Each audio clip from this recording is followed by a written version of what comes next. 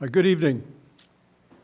This is a meeting of the Plymouth Charter Commission, a hybrid meeting where you can participate in person in the Great Hall here in the Town Hall or by Zoom by logging into our Zoom website. This meeting is being recorded. It's also being telecast live on the local cable channels 15 and 47. Zoom attendees must register using the Zoom webinar link on the Charter Commission page on the town website. If you are here in person, please use the podium and come and speak to us in person. At this point, we will pledge allegiance.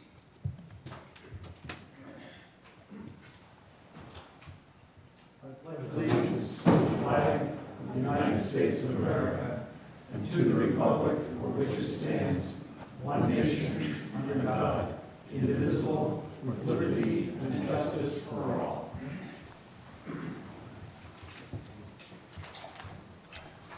Thank you. We have a full agenda tonight, but before we turn to it, I want to say a couple things about our timeline. Michelle prepared on a yellow sheet a proposed timeline. She's trying to keep us aggressively moving forward, realizing we have a final report, or a preliminary report due on September 16th. This sheet is a little, perhaps, too ambitious because we're going to continue to meet in August and hope to have a final draft ready the 1st of September so that we can then submit it to the Old Colony, which will be typesetting it for publication on the 14th of September, because the day that we present the preliminary draft, we must have also published it in the newspaper. So we have to be cognizant of that. So we're working to come up with a final draft by the end of this month, our preliminary draft by the end of this month. We may submit it to the Old Colony actually in two parts, so they've told us they take 2 weeks to do the typesetting. A couple of further things. I've talked to our council, and they're ready to go, which is Anderson and Krieger, and there's a final letter from them dated today in your package. The budget for the legal counsel has been reduced to $15,000 for their services because of the fact that we did not have to use them up until this point, and we've been relying on the Collins team. But this budget of $15,000 is for about 30 to 40 hours of work, including answering our questions of specific legal opinions, such as, for example, the use of an associate member of the planning board with full voting powers, rather than restricted just to special permits. That's one question. And the Collins team has also advised us to seek counsel rather than not the way we treat the election of the moderator is permitted under state statute. Those are two things I'm going to submit to them. If you have anything further, let me know. Otherwise, they will be asked to go through the charter and bless it, because the day after the 16th of September, we must send it on to the State Attorney General, and our own counsel has to have looked at it before it goes to the AG. So those are a couple things on the timeline. Also in your package tonight is the charter as it currently exists. It has now a date of August 8th. And what I did was I went through all the Collins memos I did this over the last 5 days. Went through every Collins memo and all of Michelle's minutes. And her minutes are absolutely superb. She tracks the memos. In many cases, she quotes from the memos in her minutes. You can kind of follow right along. So all of the changes that we have discussed are now in this charter, most of which we've approved. There's still some things in here we have not yet approved, and I'll call your attention to it. If you find something that you think is wrong, let us know, because this is going to be subject to revision right up until the day we present it on September 16th. You can reopen an old item, say we didn't get it quite right in the drafting, whatever, and then we'll sort of take a look at it. The charter that you have, it has a lot of red on it. Any print that is in red is a change from our existing charter.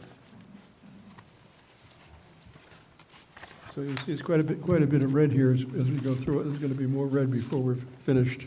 Mr. Chairman, Yes, David. I am planning to submit a minority report, and I would like it added to the timeline.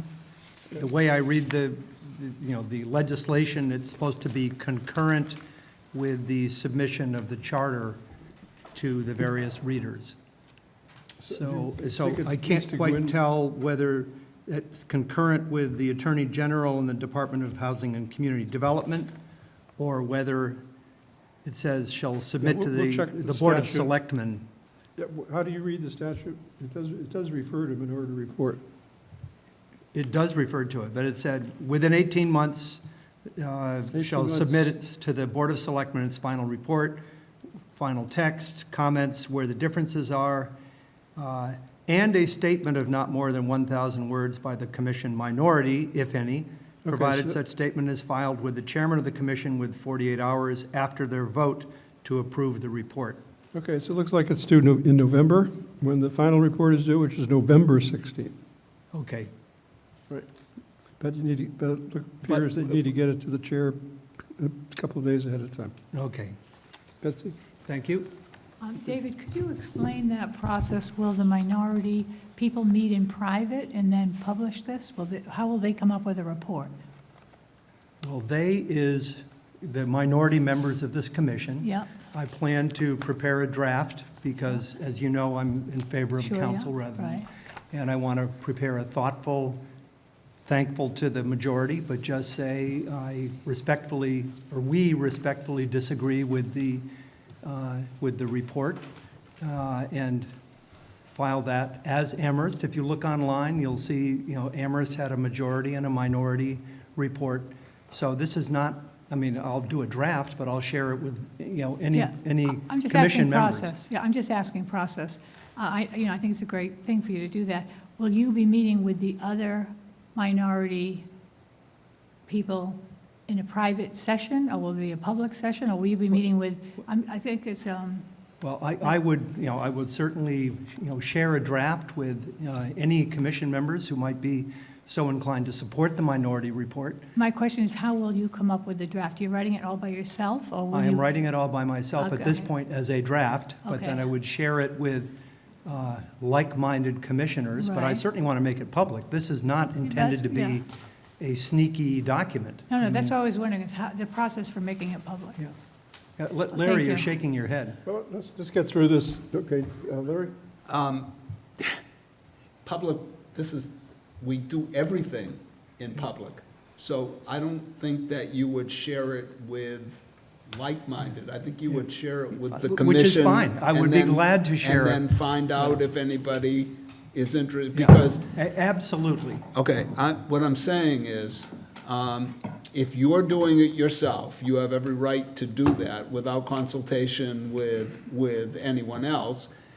You can then share that with the commission, and then you'll find out whether it is, how many people are willing to do it, but it has to be done in public. That's fine. I'm totally glad about, but I want to alert the commission and the chair that I planned to prepare a minority report. Okay, thank you. The statute does provide for minority report, and Mr. Peck is going to provide it in accordance with the statute in a public manner. All right, let's turn to tonight's agenda. If we don't finish tonight, we were able to snag this room for Wednesday. It's very hard to get the room these days, but we did succeed in Wednesday, which will carry over tonight's agenda in order to finish it. As is pointed out in this timeline, we have only a few meetings left, and we have a number of decisions still to make. So let's tonight, when we come to a decision, be heard on it, no repetition, and then let's move it if there's a disagreement and see if there's a majority, and then just go on to the next point. Because we have to get through the various decision points. So the first item on the agenda is just to wrap up Chapter 2. We've discussed Chapter 2 many times.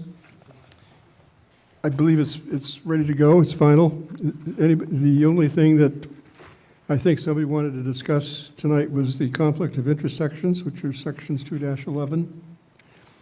Two sections in our charter. And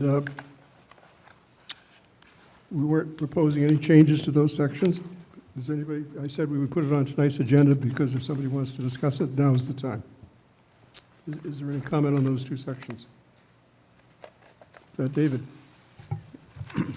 Yeah, I did a little markup of the July 11th draft, so these may or may not have been incorporated, it's the latest.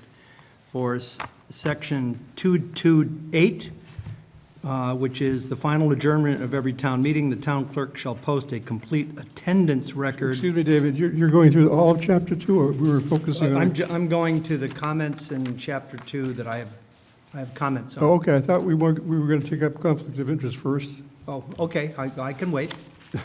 unless you want to see. But as I say, Okay, how many others have comments on Chapter 2, other than those two sections on conflict of interest? Anyone else? Well, David, then why don't we take up your points, and then we'll deal with conflict. Okay, on section 2-2-8, Right. it says, after the final adjournment of every town meeting, the town clerk shall post a complete attendance record on the town's website. I would add, and voting record, and town meeting member voting record on the town's website. So a complete attendance record and voting record? Yeah, Attendance record and voting record? yeah, because, you know, one of the reasons we're recording all of the electronic votes Right, is to accountability. And so those should both be posted, not just that you were at the meeting, but how you voted. Okay. Got it. Betsy? So that would only be for roll call votes, right? Because there are a lot of votes that are Right. not roll call. Well, when we hit the clicker, Right, so, all the clicker votes. so Larry, I'm wondering what your thoughts as former town clerk is. can see what Larry's. Voting record, this is the clicker results. I think we're making something, I mean, this is fine in that the town clerk historically has published the minutes of town meeting. And there are two types of votes. There, you know, if we ever get back to in-person voting, there will be some just votes, you know, all in favor say aye sort of votes. And the other votes, indeed, once they come back from the electronic company, they're published. There's no problem. Where are they published? Larry, tell us, please. On the clerk's page in the website, which certainly fulfills this responsibility. Do you consider that posted, I Larry? couldn't find it. Sure. Okay. So what Larry, town clerk, former, is telling us is that currently the town clerk posts the voting record on the town's website. Indeed. But so if we put it in here, that wouldn't. It wouldn't, then it wouldn't hurt what, It putting it wouldn't in. hurt to put those words in Yep. there.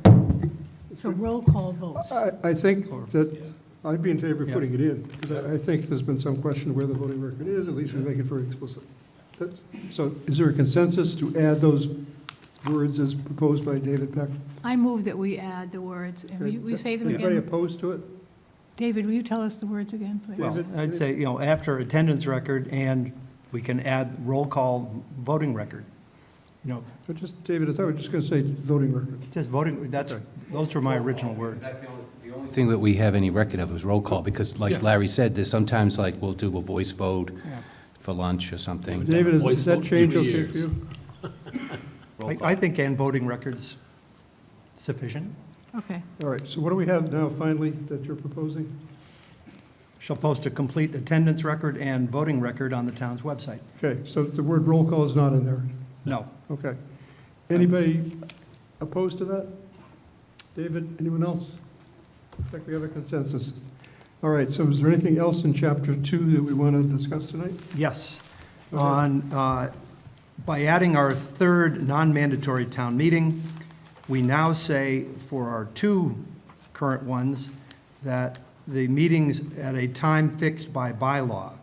But in our third town meeting. David, first of all, what section, please? Okay, 2.4.1.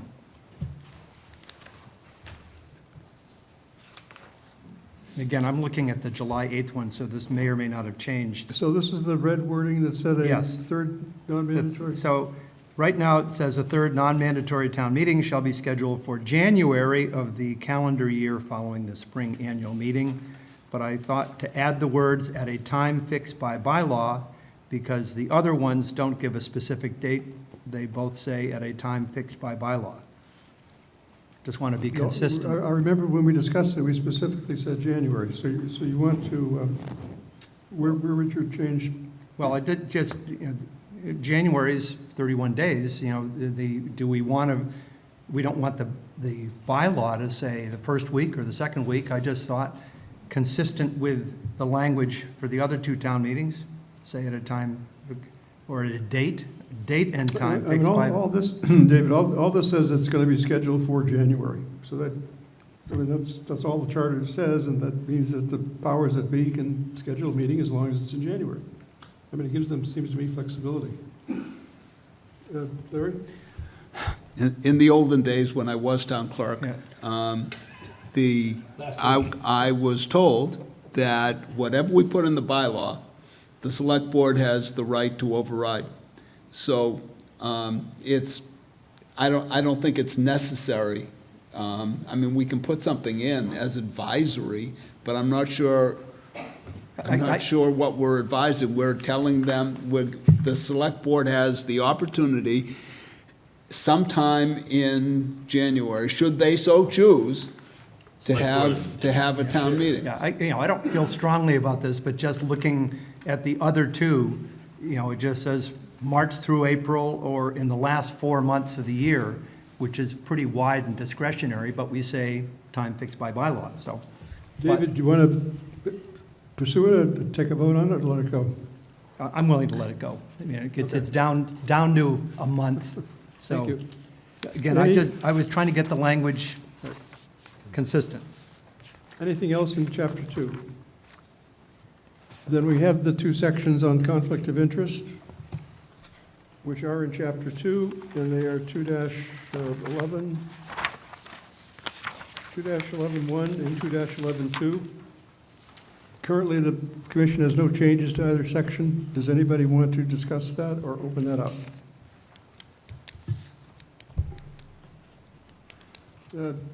Yes, wrestling. I didn't know if this was the spot where we discuss how we would enforce that. No? We're not Well, you gonna- can, but the enforcement of the charter is at the end in the last chapter. Okay. So, There is an enforcement section that's been Okay. added to this draft. General enforcement. general Well, enforcement? enforcement of anything that's a violation of the charter. Okay. We had Which would some include discussion in the past about that we have a conflict of interest, but it's not enforceable. So we just had a discussion at one point about how do we enforce that? The one difference between this charter, the charter that we currently have, and this new charter is now we have an enforcement section Okay. of the violation of any provision in the charter, whatever it is. So when we get to that enforcement, we'll talk about enforcing the conflict of interest? Okay, That's on tonight's agenda, actually. okay, no, that's one of fine. the items. I'm good. Okay, anybody else? Yes, Betsy? Yes, I mentioned last time that we met that I think it would be beneficial to collapse 211-1 and Betsy, I can't hear 211-2. you. Can you have to look I'm into the sorry. microphone? I suggested at our last meeting that it would be beneficial to collapse 211-1 and 211-2 into one provision that no representative town meeting member, and not calling out town employees separately. Okay, you making a motion to make a change? Do you want to make a motion? Oh, sure. I move that we collapse 211-1 and 211-2 so that all town meeting members are called to conflict of interest provision, so no representative town meeting shall vote on any town meeting article, not separating out town employees by themselves and then everybody else in 11-2. 11-1 separates just town employees, and then 11-2 is everybody else. And I'm suggesting that we just do everybody in one Is there paragraph. any other support for Betsy's suggestion? Mr. Pizer, if you want to speak on it? Okay, any discussion on Betsy's request that those two sections, I take it you collapse them into one section and then not specifically mention town employees? Yes, I think there would Okay. be less Mr. conflicting Yep. for town employees. Mr. Pfizer seconded it. Any further discussion? So I just had a question. When you say collapse, Well, maybe that's not the right word, but We understand what you what I mean. mean is that we would remove 211.1. Yeah. So And the remove 211.2 211.1. would represent everybody, and no one group is called out separately. Bill, do you want to comment? No, I'm just, my reservations about removing 211-1 and just relying on 211-2 is not providing the residents the level of transparency and accountability that it's looking for when town meeting adjourns and takes votes. That this thing has been in there for many years now, and I think it is something that we have to recognize that the residents of the town have a concern. We mention everyone. We're not, I mean, I could see turning 2-11-1 and 2-11-2 into one thing. I get that. That would achieve your concern, because then it's referencing everyone. But I'm not for removing language that's been there for a number of years, that was put there for a reason, to draw attention to the recognition that this community understands some of the concerns someone might have. But guess what? We put it in our charter. People have the ability to look at it and make that call and determination at town meeting how they're going to vote. Whether they're an employee, public employee, private employee, or self-employed, we cover it all in both sections. I could see how you would put it all together so it's one section, but I do think we should leave the language alone, that we recognize this debate in our community, that we understand it, and we have developed language to give guidance to current and future town meeting members to ask that question before they vote to themselves. Okay, other comment? Mr. Pfizer? I think that we have, I'm supporting Betsy's article as a halfway measure. I think we have a terrible misunderstanding of the concept of town meeting. There are 200-plus town meetings that are open town meeting. Everybody in those towns can go to town meeting and vote and explain or not explain their votes. Every other town, or virtually every other town, that has representative town meeting understands that we're in the same position. The Commonwealth very clearly made a distinction. I'm not going to go into the argument about whether it applies, to Plymouth, doesn't apply to Plymouth, but they made the distinction for legislatures. And the distinction is, if you're good enough to get elected, you're good enough to vote. And the idea that town employees have a special negative presence at town meeting is false for two reasons. The first one I already stated. People who get elected should be able to vote. The second one is, if you look at what's gone on in Plymouth Town Meeting since this went in, there's no evidence that town employees have done particularly well. We're not in the upper echelons of income as town employees. So the time has come. I agree with Bill. This has been over my objection, but it has been part of the charter over the past couple decades. I'm supporting Betsy's argument that if we want to have something about a conflict of interest, and I don't, but if we do, it's wrong to focus on town employees. Thank you. I'm going to Betsy, you going to add something? I just wanted to say that I agree with Bill, this has been around for a long time. It's been divisive for a long time. It's been almost insulting to town employees for a long time. So I think that taking it out and treating everybody equally is beneficial for town employees to not feel called out separately and not to feel is that this is a divisive kind of article in our charter. And I was thinking about it. I was thinking, you know, one of the questions I wanted to bring up as a commissioner to myself every time, when I'm changing something, why was it put in the first place?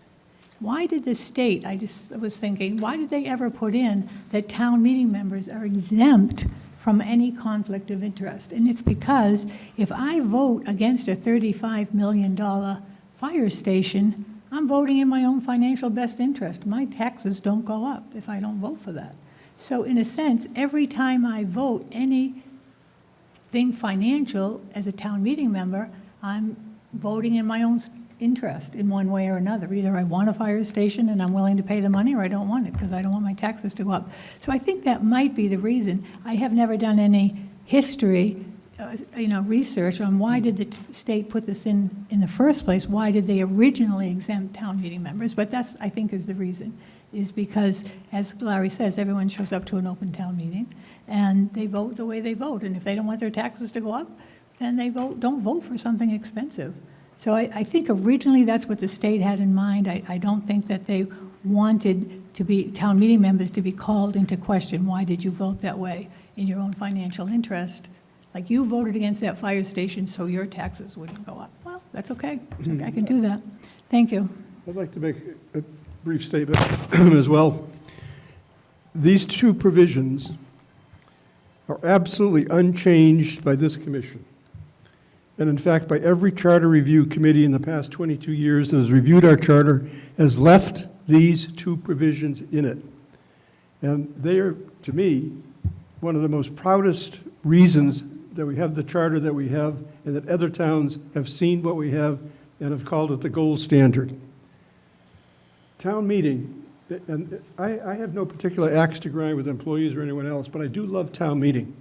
And I think the most likely reason that town meetings are abolished is because the townspeople feel, perhaps totally wrongly, that town meetings are many times dominated by town employees who vote themselves raises. You hear it every time you speak to a person on the street. It's out there. That perception is there. And 22 years ago, town meeting in this town was in danger of being abolished. It had been abolished in Weymouth, Braintree, and large towns. And by the way, we're not talking open town meetings where everybody goes to vote. We're talking large towns were going to a form of government that didn't include town meeting because they didn't trust it. Watertown lost its town meeting because of its town employees. I used to be a town meeting member in Watertown. I watched it. It was absolutely frightening, terrible. The town meeting members dominated that town meeting. So we set out to try to make Plymouth's town meeting as pure as Caesar's wife. We wanted to make it clean on this, when somebody reads it, have a provision in there. Sure, it's not going to affect anyone. The town employees say they're going to abide by it. Let's be real here. What's happened to that provision since it's been in the charter for the 22 years? For the first few years, it was followed. And then we had some votes at town meeting where different interested, shall we say, employees decided to test it and voted regardless of the charter provision. And that started the debate. And then people wondered whether it really meant what it said. These two sections, I think, are so important. If you like town meeting, if you want to see town meeting survive in this community, the first thing to do is to take this out. The perception to the public is that the town has finally caved to its employees as far as town meeting goes. And that is the death knell of town meeting. It's happened up and down the South Shore, and you ask what happened in Braintree and Weymouth, that's what they will tell you, why they lost their town meeting. If what really gets me is that the argument isn't so much that employees are feeling discriminated against. It's not that at all. They don't want to be restricted. They want to be able to vote and not have to worry whether it violates the conflict of interest. That's what we've seen. I've sat there during votes at town meeting, and should so-and-so vote? And it's clear they shouldn't, because they're voting on a salary raise. So it's not that they feel slightly discriminated against. I'm as subject as they are to the conflict of interest rules. Anytime I have a legal case or whatever involves a client, I recuse myself. Mr. Pizer knows, I've filed notes with him each time it's happened. But town meeting has to be clean and open and pure and have no perception that anyone's taking advantage of it. That's why I strongly resist making any change here. We were asked to make changes in the opposite way, to make town meeting, make employees couldn't be town meeting members. We didn't do that. They can be town meeting members. We also said they could be precinct chairs. That was another change. We made no changes in their status in this town. But the first thing to do, I think, and because I love town meeting, I'm very much against it, would be to take this conflict of interest rule and just take it out. Presley. Yeah, along those lines, I think that it's important, I'd like to see anybody be able to be a town meeting member. I think town employees should be able to be a town meeting member. But this is put in place so that can happen, because that's perception is part of the problem, how the town perceives that. If you have something like this in place, then town employees can be town meeting members. Because we can say, look, there's a conflict of interest that clearly states that this shouldn't happen. So they can be town meeting members. I think that we're looking at it the wrong way. We're looking at it as, this is restricting. In my opinion, it's, stuff like this is put in place so that town employees can be town meeting members. I think anybody should be allowed to do it. And this is contradicting, the perception, and it's, I'm sorry that it has to be in there, but I think that part of it is, if it's in there, then town employees can be town. David Peck? I have an alternate way to look at this. I'm totally supportive of town employees to being town meeting members and voting across the budget, except for their own salary. I've been told by many town employees, many town meeting members, that of course they would recuse themselves if it was a specific vote on their particular budget line. It's never presented that way. It's presented as part of a larger thing, which we allow. I am going to propose, we're still in Chapter 2, that we, in 212.3, for Finance Committee or Finance, that budget presentation by way of warrants be organized in a format that mandates or allows a separate vote by town meeting on each department to allow full transparency. Because, as we've heard from an opinion that, or more than one opinion, that state law or the Constitution allows them to vote on it, so be it. They allow, but because we have now said we're going to report the votes, you would have full transparency to see how school teachers voted in the school department, public safety people voted in the public. It's a matter of presenting the vote in a way that allows the honorable thing, not just the mandated thing, because I've heard most people say, of course they would recuse themselves when it's presented that way, but that let's present, organize the budget, put in here that it's presented so it allows transparent voting. So that's my proposal, which means I actually would be supportive of Betsy's thing, because in a way it applies to everybody. The language says that, a person himself as well as immediate family is, should be considered in the conflict of interest. But I would like, because of transparency, I would like the people to be, accountable for their specific vote, not bury it in a larger budget. So my proposal also affects Finance Committee. So your proposal would be the Finance Committee section? In a way, but it reflects back on. Right, but that's on- where it would on appear. Conflict of interest. Yeah, it would be a change in the Finance Committee, Yes. right. Could we ask the Collins people to comment on the legality of what Mr. Peck just recommended? Because I believe the school department, you do not call out any line items. I think the school department is different. That's what the moderator told me when I was a school employee, a guidance counselor. When I became a town meeting member, he said that the only thing town meeting votes on is the overall budget, not line items. So could you speak to, maybe, or maybe we don't need them to speak to it, So, but. Mike, did you get the question? Is the school department kind of a special case here? I believe that is the case. I'm not 100% sure, but my understanding is that the school committee has control over that line, and it is presented as a single number, whereas the town could break it by departments. I want to double check that with some folks, So- but so Mr. I Peck's don't know if Libby or idea- Pat want to add. Maybe you should have a qualification to the extent permitted by law, something like that? Yeah. Pat? I can jump in on that. Just having been a school committee member for the last decade, Right. the school committee budget, the reason it's presented in a line item is because the town meeting doesn't have authority to change any of the line items that would be broken out. So the town meeting, it's presented in just a one line item. It's not broken down any further between expenses or salaries or anything like that. Of course, you know, could it be done? It could possibly be done, but I don't know that it can be mandated that it be done.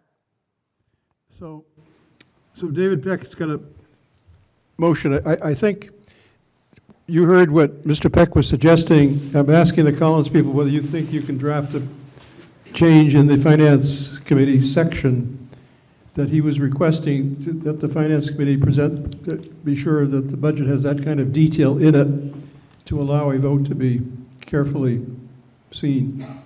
Does that look feasible to the Collins group? You know, and if we can't do it for the school, so be it. But I'm waiting. but the idea is accountability. David, I'm waiting for comments from Mike. I believe so. We'll Okay. see what we can do, yeah. So David, why don't you present yours as a motion, and then we'll discuss it. I have a motion on the floor, but I think Larry wanted to say something. Pardon me? I have a motion on the floor, and I think Well, Larry David, wanted to do say you want to wait something. to deal with her motion or deal with yours first? I'll wait. I think Larry wanted to say Okay, something. Larry, do you want to speak? I think there's a solution to the issue of separating town employees. There was a situation, I don't know, a couple decades ago, in which a town meeting representative from Precinct 12, I believe, the old Precinct 12, seemed to be out of step with the other members of Precinct 12. And I believe that a group went around Precinct 12 and said, gee, I don't think you should vote for him. And indeed, people didn't vote for him. And in the next election, he was not elected. And I think that any town employee who is not being honest to his membership as a town meeting representative, and I am one, so I take that very seriously, and his oath to the town, to do the best he can for the town. If you don't think that that town meeting representative is doing that, don't vote for him. Buy signs, go to his precinct, walk around, get people to vote. That's the solution. I mean, this is a democracy, and if we're going to try I absolutely reject this idea of perception, and if there is such a perception in the town that town meeting is being run by the minuscule number of town employees who are elected town meeting representatives, then we should be working at changing the perception. But it's lazy to come up with these rules. What you do is, we have a democracy, and therefore, let us vote, let us influence votes. We have every right to do that. I'm supportive, at the very least, of moving with Betsy's proposal. Bill, go ahead. So, yes, we, thank God we live in a democracy, and that democracy seems to be tested every day recently, but I think we're talking about the instrument of after you're elected. So, yes, we have recourse during the election cycle under the process of electoral politics and democracy. We understand that, but when someone holds that position of authority or responsibility, or that contract with the people who voted for that person, we're talking about the instruments in which they conduct themselves. So, I understand your concern. Yes, you can go get the signs, go out, have an election. But at the same time, when someone takes on this responsibility and is elected to office, we want to give them the proper tools to be effective as elected officials. And that's what the beauty of democracy and our state constitution and federal constitution, which gives us power tonight on our charter to make alterations to it. So it does have that ability, and we should, each generation should look at that opportunity of, turning and perfecting the instrument as we confront different scenarios. So I think that it's, yes, you can go to the polls, but after an election, you got to roll up your sleeves, dig in your heels, and do some work, and you do it around these documents. And if there's an opportunity, and that's what the Charter Commission has charge of, is looking at opportunities of improving the charter itself. I think that would be, a concern that I have, and that's why I think we should, look at it. Okay, further discussion? Frank, down here on this, Frank. on this Yep. end of the table. Frank Mann? No, I would say this is a difficult issue. For me, I don't think I have the history that a lot of people have here. Even though I covered town meeting for many years as a reporter, I don't go far enough back to see when it kind of got so disputatious and there was so much heat about this issue, because I think we all agree that we want to keep conflict of interest. We want that issue to be addressed in our charter. And so I don't have the belief or the sense that our employees are considered to be likely to or prejudiced that they might break that rule. Maybe they have in the past, but I would say if we scrutinized the votes of town meeting very carefully, I think you'd find a lot of people that could potentially be considered to be in conflict of interest, attorneys or real estate people or people like that, that might have vested interest in certain regulations and things that happen. So for me, the issue seems to come around to enforcement, into scrutiny, not into which individual group we single out. We need to single out everyone. We need to reinforce our commitment to guarding against these conflicts. And I think that perhaps David is onto something. I believe when I look at 211 and 211.1 and 211.2, a slight change in 211 in which we take out who holds position by employment of the town and just make it, who has this conflict as an individual or their employer. And then the second, 211.2, is very different in that it talks about family members. So I think, again, enforcement is what I would like to see. Maybe what David said, I didn't completely understand it. It's new concept, but whatever we can do to put people, to scrutinize more carefully people's potential conflict of interest and the reporting of the votes and the reporting of people and having an enforcement measure and could really accomplish that. So I understand Mr. Abbott's earnest plea that what's happened to town meeting in the past, many town meetings, is that the perception of conflicts, and not just employers, but the perception that there's a clique or a ruling, junta, so to speak, can ruin a town meeting and make people, and there's distrust everywhere now. I mean, it's the highest level ever, that nobody trusts anybody on any side of the aisle that's not exactly their side. But I think I would like to err on the side of not singling out an individual group but enforcing to a greater degree the conflict of interest bylaws, making them a little tougher, making the people more aware of what those potential conflict of interest could be. So I think I would support, to a degree, Betsy's suggestion and David's as well. And I think we could achieve what we really want to achieve at the same time. Thank you. Okay, any further discussion? So we're ready for Betsy's motion? All in favor of Betsy's motion, which as I understand it, is to combine these two sections into one section? Basically? Is that it? Okay. 211.1 would be. Yeah, we got it. So all in favor of, Hang on. I just had a question on this, just a clarification. Betsy's motion is to remove section 11-1 entirely and just supplement it with 211-2. Take a two, yeah, and then 211 and totally goes out. 211.2 is for everybody. Yeah, 211, I know, hang on, I just want to Yeah. make sure that I know what you're saying, remove 211-1, and then we'll keep 211-2. That's strong enough language to cover all concerned.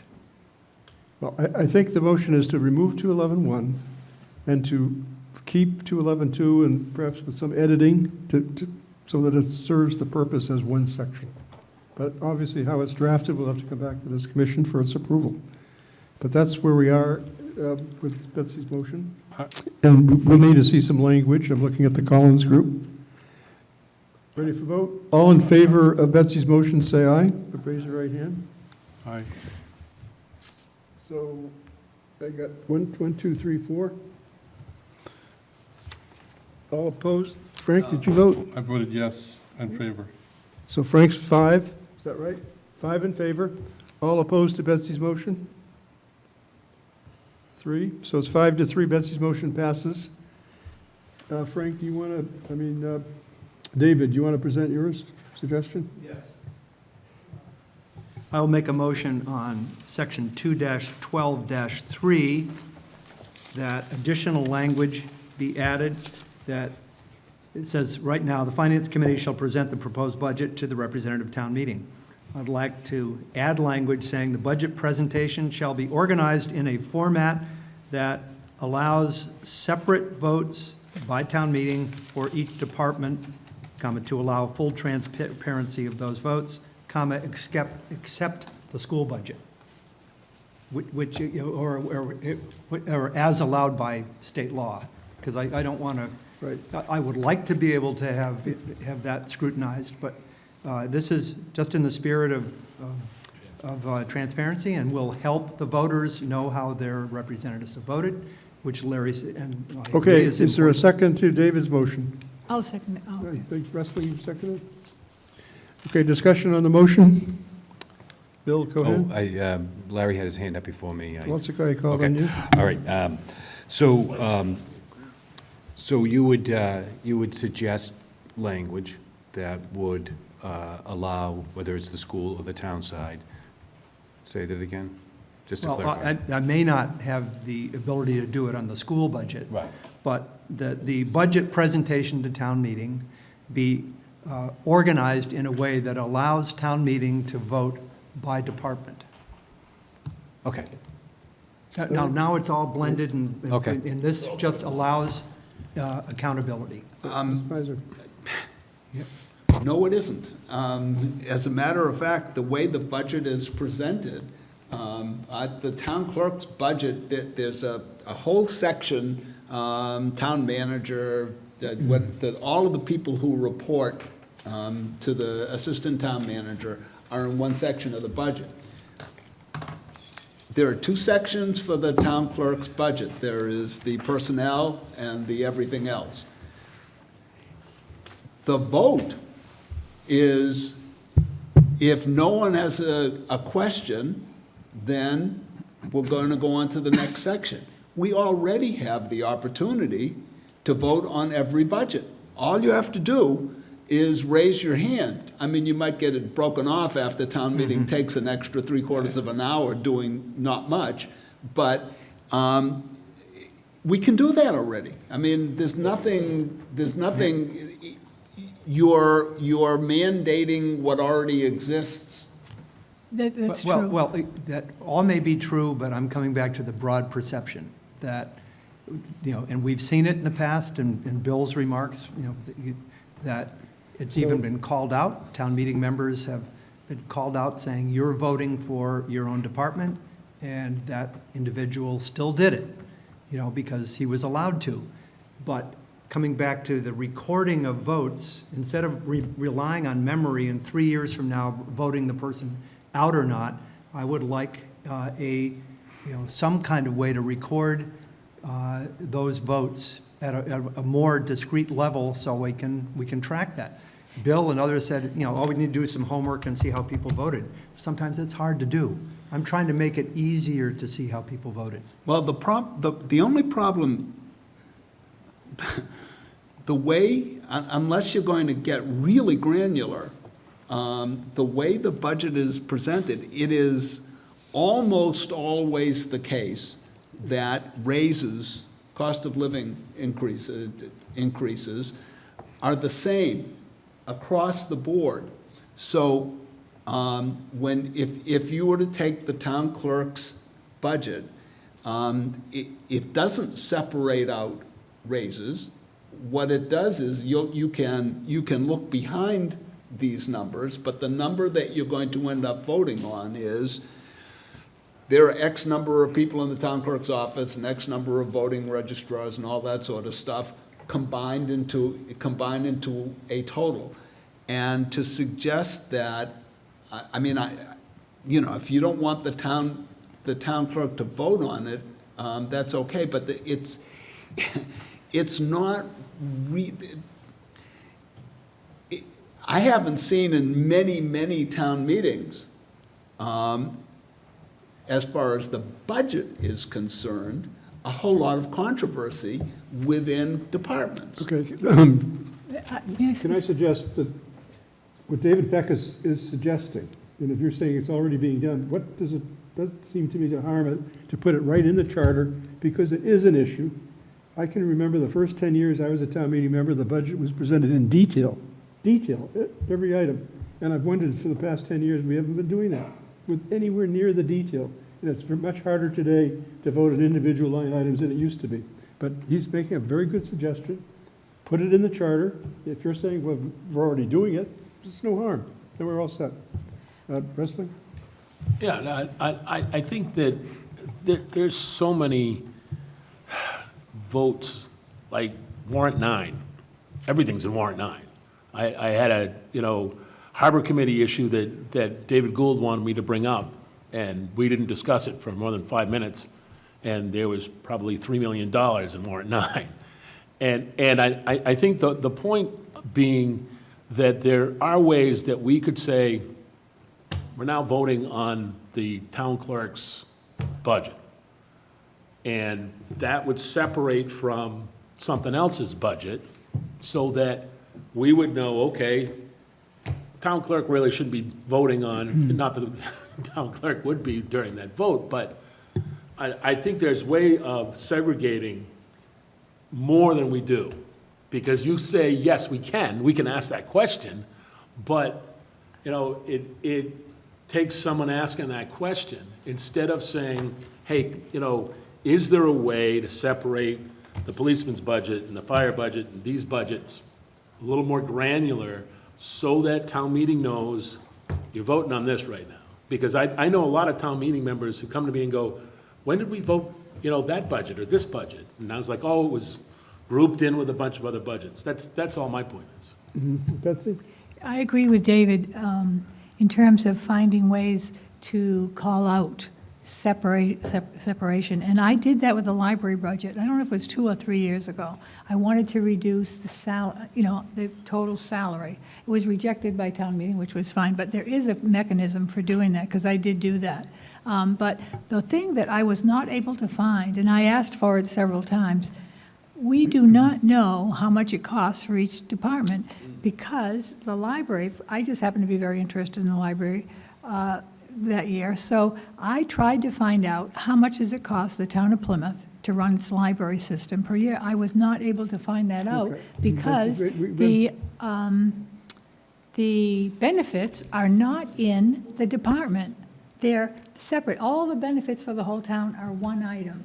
And so I asked, well, how much are the benefits for the library? And they couldn't tell me because they didn't have all that data. But they've got to have the data somewhere. So I would like some way in which every department, the town meeting knows how much it's costing for the police, how much it's costing for the library, how much it's costing for the town clerk's office, because we don't know, what their benefits are. So let's say right now, we know that the library is costing $2 million a year. It might actually be $3 million with benefits.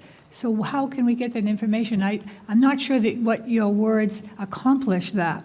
Well, So there may be another way to write it. It doesn't preclude it, because I'm saying, the budget presentation be organized in a format that allows, a separate vote by department, which can also be, is not just the labor, it could be if the town clerk's buying a Cadillac Escalade for himself, and that's in there, that it allows scrutiny of the budget. We can pull anything out at any time on any department, but we need the information. But I'm going to say, therefore, I hope, there's no harm in adding Right. a sentence like this, and again, to be massaged by counsel and by Collins, but that allows that degree of scrutiny and sort of allows the finance committee to assemble things in a I think we useful know way. what you mean, David. Dave Malaguti? Mike, do you drink? Because if you don't, you probably ought to start. Listen, I've been involved in a lot of budgets for a lot of years. The budget includes the expenses for that department. The money for the benefits might show up in one lump sum as a benefit total appropriation, but that is found in the budget. I did hours on this. I Well, I'll actually tell you met- what. I met with a library director. Then a lot of things changed from when I was on the finance committee and all the years I was on the selectmen, Can I because suggest you just to could move pick those David items out. Back, a suggestion, why It's don't you changed, David. see if you can do some wording between now and Wednesday, present it to this commission on Wednesday night, and then presumably we can go forward. But I don't think we're going to be able to edit and draft it right now while we're speaking. So I think it makes sense. I understand why you're doing it. I think there's general support for it, why you're doing it. You want a record. And let's look at this language on Wednesday and get it done. We have, somebody's up on the screen. Collins? Comments up there? Yeah, I wanted to, if we could have one quick point of clarification on the change that, to 211, deleting of 211.1, and then you'd said there need to be some edits for 211.2. We're happy to take a swing at that. What I wanted to clarify is right now 211.2 is only about family members. It's my assumption that you would want us to bring the, reference individuals and family members in both in the new 211.2, is that correct? For the new 211.1? Mike, could you speak a little louder, please? I'm having trouble hearing. Sure. So 211.2 seems only to address family members. What we would propose, I think, to do is to make sure that it includes individuals and family members. Is that the intent of the commission's Yes, vote? that's right. Okay. Yes. Okay. So that every single town meeting member is covered. Yep, okay, so we'll make some tweaks to that and get it over to you. We can also concurrently with Commissioner, I think it was Commissioner Peck, we can also look and see if we have any proposed language to address the budget presentation by department. We'll see what we can come up with too. Okay, perfect, thank you. So, moving on with our list of agenda items for tonight, the first item that was discussed in this memorandum number 9 was the changes to the select board composition, which is in chapter 3. if you've had a chance to read it, I did read it. It does appear to do what we asked them to do, which was to have a select board of 7 members, 5 at large and 2 representing districts.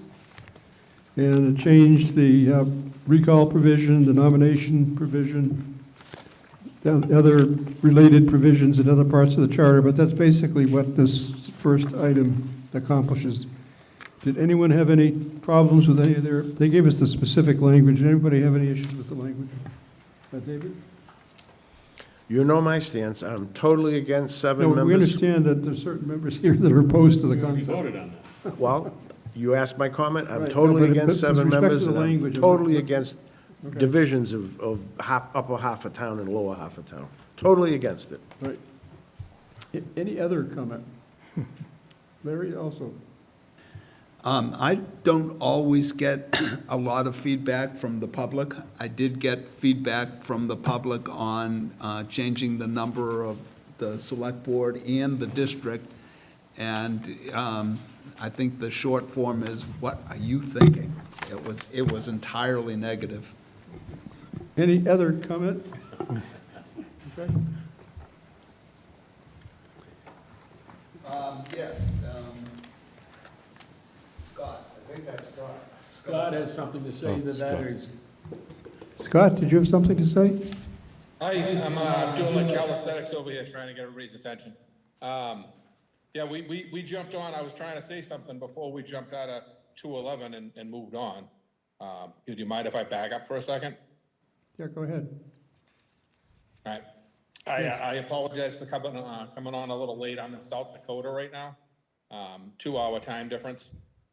One of the things that we had talked about before, and I don't know if I missed it because I popped in a little late.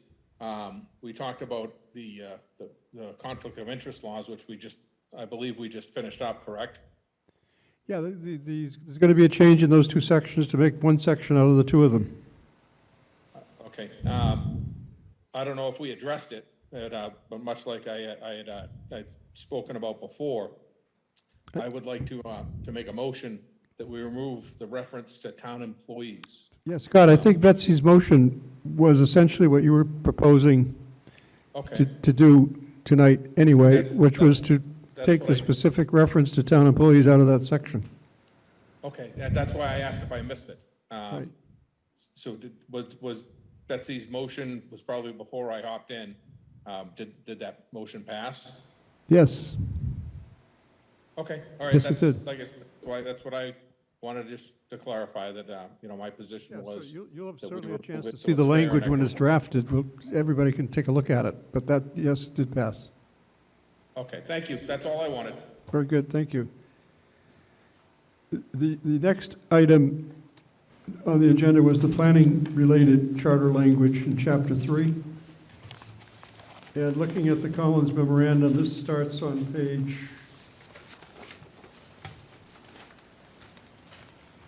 4 of the memorandum. And there are 2 or 3 different suggestions here. One is the language which you saw at the last meeting, that ordinances, zoning bylaws, warrant articles all have to be, or should be adhering to and consistent with the master plan. I think the word was aligns with the master plan, and there'd be a process here that's spelled out in the language where the director of planning or his designee would look at the particular item, whether it's a zoning bylaw or a warrant article or a planning department decision to do something, and make a commentary as to whether, issue an opinion as to whether or not it aligns with the master plan. So it's a process of getting planning to align with the master plan. And that's on pages 4 and 5 of the Collins memo. And then there is another section that was proposed. All of these sections, by the way, are presumably responsive to what we said at our last 2 meetings. And they tried to draft language to put in the charter what we were asking to be drafted. This next one was the master plan task force. And They're proposing that a master plan task force, this is on page 5, 314.7, would be appointed by the planning board to assist the board and so forth under this charter. So you see the language, that's basically the appointment. They would have the master plan be updated no less frequently than every 10 years. And you'll see their language there. They're proposing anything shorter than that really wasn't practical. Another item we discussed in connection with the planning board was expanding the authority for an associate member of the planning board to have a full voting powers, not just on special permits. I've already submitted that to council to get their opinion because it's obvious that that may be an issue under state law. So I've asked for an opinion as to whether we can have one member of the planning board, an associate member with full power or not. Let's see, moving through the planning section. They have drafted for the charter language to require meetings between the planning board and the select board. And it's kind of, if you read that language, it's been carefully drafted to provide for who's going to be at some of these meetings, how often, what they're going to discuss. The language in our old charter that looked to be inconsistent, remember this was a point raised at our last meeting, inconsistent as to the select board's function and planning and the planning board's function. That's been cleaned up. In many respects, the Collins group did not think we needed to change the language, but in a few cases they did, and they gave us the language change to make there less of a conflict or inconsistency between the two sections. Let's see, moving ahead now on page 7 is that whole discussion about the boards meeting together and the relative role of the Department of Planning with the Select Board in terms of planning and trying to make the two sections in the charter fit better together so there's no overlap.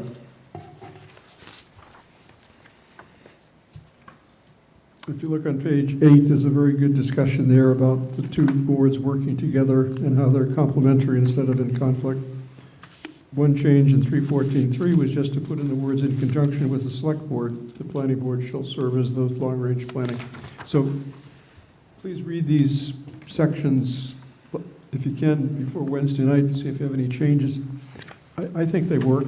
I think they've been well drafted. And so the planning board section, which already is very, pretty substantial, is being further added to, specifically with respect to the master plan and with working with other town boards. And then we came to the section on term limits, which was discussed. I'm not sure there was any stomach here in the commission to do term limits, so let's have some discussion tonight. Because right now, there's nothing in our charter on term limits. It's been brought up a couple of times. It's discussed in this latest Collins memorandum. They say that it's only a handful of towns in the state have term limits, so it's very much the exception to have term limits for all the usual arguments about elections, and particularly on the local level, the value of experience. And I mean, you've heard all of those arguments. They're all carefully spelled out here on page 8 and 9. So does anybody want to pursue now a discussion of term limits, or are we willing to pass that point? Betsy? I read carefully the Collins comments on term limits. And, going with what both David Peck and Larry Pizer have said, that we're a democracy and people get to vote for the candidate that they wish to elect. At this time, I'm weighing out the pros and cons that were given us by the Collins group. I'm not for term limits at this time. I'm sorry, I'm not for a town limit, I'm not for town term limits based on the arguments pro and con that we've given from the Collins group. I think that allowing the townspeople to vote for the candidate they want is of primary importance. Yeah, it was actually a very good elaboration of all the arguments against term limits. Well, it was well put. Other term limits? I took this very seriously. Right. Term limits are undemocratic. They tell me who I can vote for and who I can't vote for. I think, as was said, they're lazy. You don't like a candidate, don't vote for him and work against him. If you do like a candidate, vote for him and work for him. And the big, this might even be more important, term limits favor inexperience. I think that we've had, certainly on beyond the town level, experience with people who have never served in an office before, and we're promoting that if we have term limits. If you don't like the way someone's doing it, have an election. Right. Bill? I feel the same way that term limits, especially when it comes down to our form of government, town meeting form of government, the planning board, the select board. These are not positions that great deals of money is spent to achieve those offices. I can see where money does play a role in politics in terms of who stays in office and who wins elections. You need, to win an election, you need money. The beauty of town meeting in some senses is that there's not a great deal of money necessary to run that.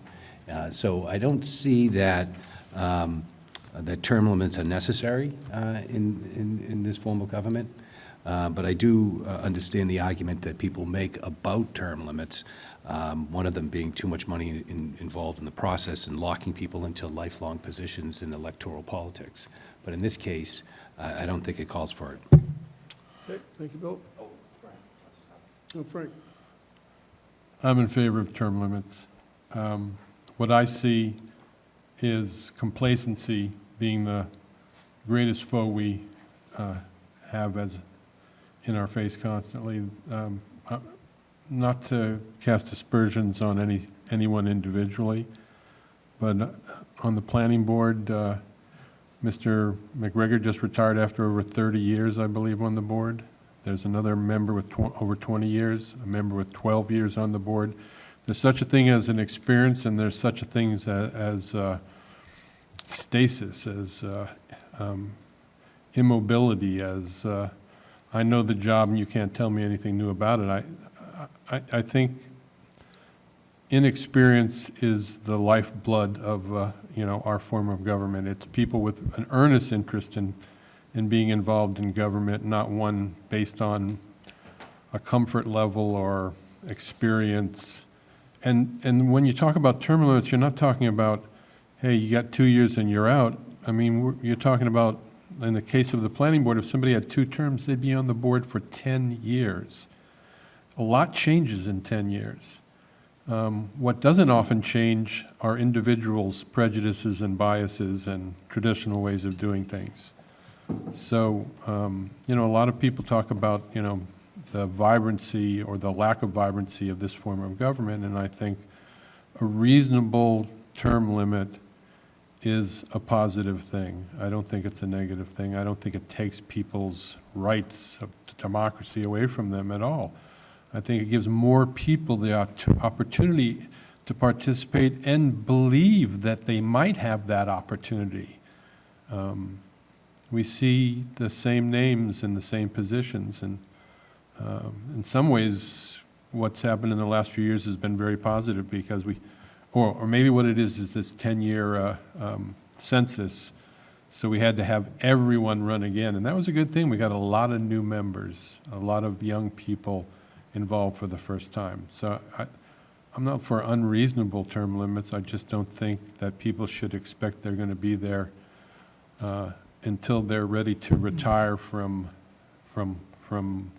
most of the activities of life. And we have people that are hanging on for a very long time. I guess I'm one to speak. I'm older too. Or am I one of the younger people here? Okay, other wrestling. Yeah, the problem is that, yes, if you don't like the way people are representing you, you have every right to vote them out. Problem is, when we have the abysmal 10%, those people can garner enough support that it's interesting if you watch, not to pick on the planning board, but it's interesting if you watch what happened on the Bump Rock Road problem. When that came up, a lot of the public started paying attention. And they did vote with their conscience, and they are planning on continuing to vote with their conscience. And it, you know, I don't know if term limits is the answer, but I would encourage anything that gets the public involved with politics, for lack of a better term. You know, the planning board, you know, their perception was pretty poor, and the voting public is looking at them, and they are creating a term limit for them. But anything that would promote the public being involved, you know, I don't know if term limit's the answer, but I would like to look at, you know, a reasonable term limit, you know, that after a certain amount of time, it would be great to get new blood in there. Okay. David? I lean toward supporting term limits, but also having a statutory way that people can return. Because when I read Barnstable and a few others where they did have the term limits, and that's referred to in the Collins thing, they also say, you know, a person may return after a year or 2 years, either to that term or that position or to others. So it's not like term limits and you're gone forever. It's term limits in that particular position and you're welcome to return. So it's a different way to encourage, you know, people who are committed to the town and want to do things. You know, they may have to take that year off, but they can return. They are not permanently excluded from serving. So I would lean toward my notes to myself said the term limits would be 2 terms for 5-year terms, because we have elected offices that have not just planning board, but there's a couple others, and 3 terms for 3-year term limits, but with an opportunity to return to town service. Okay. I'm against the idea of term limits. I've been thinking about it a lot in the last few weeks. I'm opposed to it for a number of reasons. I think it deprives the town of experience, but I don't really see the problem. Yeah, I've been thinking back for the past 30 years. There's great turnover already on the planning board. This isn't like the U.S. Congress where people stay in for 20, 30, 40 years. Not at all. And there's turnover on the Board of Selectmen. It's hard to find a person who's in office for any great length of time. I just don't perceive it as a problem. It's certainly a problem on the federal level, but I don't see it here in Plymouth. You know, people get burned out. They just don't. I can only think maybe of one person who served on one of these boards for an extended period of time, and he turned out to be very talented and experienced and had great skill set for that position. So he was an ideal candidate. But I just don't think it's a problem in Plymouth. I think it's artificial that somebody who is on, if it ever were to happen, all of a sudden has to step down. So I would not be in favor of term limits. Larry? In the spirit of compromise, I'm very much opposed to term limits, but I would not be opposed to eliminating candidate for reelection as a possible designation. So if David Peck is in office, vote for David Peck because he's David Peck, not because he's in office. So to me, let's not have term limits, but let's elect individuals who can serve the town. Okay. I would even make that as a motion. How do you do that, so- Larry? I'm not understanding. so- Are you saying don't put incumbent on the ballot? Is that what you're saying? On the ballot, at present, a candidate for reelection that is written under that person's name. It is, I believe, part of the charter, and we can eliminate that. So that's your motion, is to remove incumbent on the ballot? Remove a candidate for reelection. Okay, we got the motions, which is to remove the phrase candidate for reelection wherever it would otherwise appear on the I ballot. second. It's been seconded. Is there discussion on your motion to remove candidate for reelection? I think it's a really not doing much. Everybody knows the guy's running for reelection. Yeah. I mean, to me, it's just I a think matter it's of, kind of like it everybody makes gets sense approved. because it's telling a person who has a name that, yeah, he's the person already in there. It says candidate for reelection. Otherwise, you see John Smith and you wonder whether it's the John Smith who's in office or somebody else with a name. You don't quite know the name, but candidate for reelection is giving the voter additional information when he goes to the poll. So maybe you want to get rid of the people in power already, so you throw him out because he is a candidate for reelection. But at least it gives you more information to vote. Is there further discussion, Bill? No? Okay, all in favor of Mr. Peck's motion to remove the phrase candidate for reelection? Please say, raise your right hand. I think it was my, It was, Larry Pai's yeah, it was my motion, not Mr. Yes, I Yeah. can say it. Mr. Pai's motion. That's what he said. yeah. All in favor of Mr. Pai's motion? 4, 5. All opposed? Scott is, Okay, so it looks like you're opposed? I'm for removing. Okay, all in favor of Mr. Pai's motion, raise your hand.